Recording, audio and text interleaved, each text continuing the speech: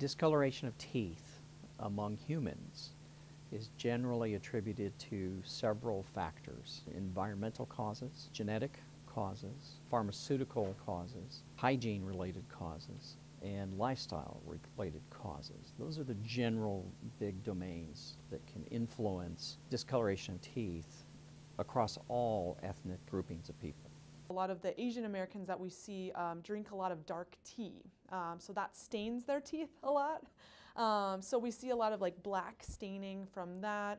We also see a lot of coffee drinkers, but a lot of that is culturally related. You know, I see that actually in particularly Southeast Asian, just because their diet is heavier on the grains. And most often, not so much the kids that are born here, but it's usually like first generation Southeast Asians that come in. You'll see more of a grinding pattern or a wear pattern. If you look at second, third, fourth generation Asians born in America who have basically a McDonald's type of diet, we do not see that same wear and tear. And we see this also in Indian peoples who are farmers who grow their food, they wash it loosely, there might still be sand in the food, and they just kind of eat it. All of that wear and tear wears the teeth down, wears the enamel down, makes the teeth more yellow. Medications can cause staining. So some people back in the day were given tetracycline when they were young kids, and when their permanent teeth were developing, now they have stains, like a purple-blue stain on their teeth that's actually inside of the tooth, because when the tooth developed, they were on that medication. Periodontal disease, we see a lot in African Americans, just in general. We also see thicker bone structure in African Americans. Their jawbone and their maxilla is thicker. If you have a high carbohydrate-based diet, high sugar, high refined sugar diet, and you're of African American descent or Latin descent, and you tend to have a higher risk for diabetes, you're also going to have a higher risk for caries, cavities, those kinds of problems as well.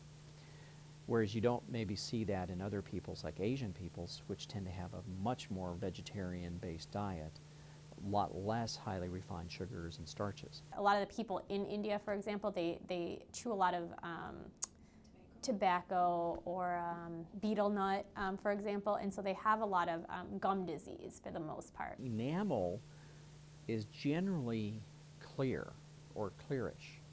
It's almost like a piece of glass. So the color that you see in teeth is really the color of the root behind the enamel. African Americans, or Caucasoids or Latins, where the enamel might be thicker, you don't see the yellow of the root because there's more of a barrier of enamel. So that's an important observation, and you can tell thinness of enamel that also affects color of teeth. And when you see people who ground their teeth down early in life, they have yellower teeth because they've ground it down to that root, what we call the base root structure of the tooth. The enamel is gone.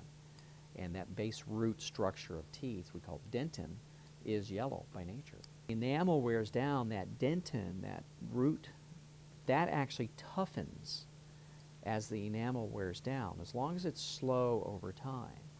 So people who are older, who have yellow teeth that are flat from wear and tear, those teeth are actually often stronger than enamel because the teeth have adjusted to that wear and tear.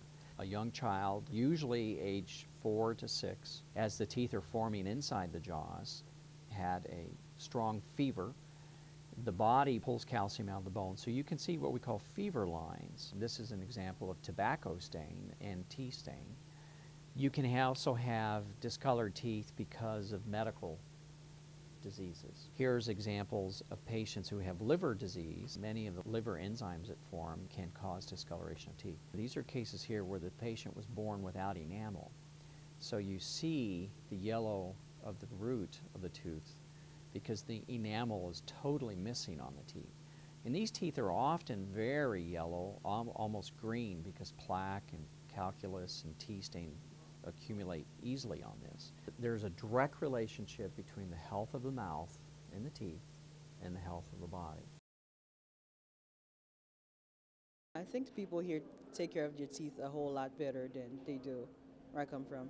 The older people or people who didn't really go to school a lot, They rinse their mouth. They use toothpicks or chewing stick, as we call it. Our teeth are a lot more cleaner than people from in Honduras because I know that I have a really good health care plan and stuff, so I mean I can go whenever, versus the people that don't have health care. Chew gum a lot in this country, but in my country, no, not a lot. They use water.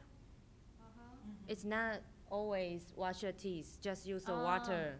Smoking and chewing tobacco products and stuff, that's the main cause of poor dental health among a certain segment of the male population out there.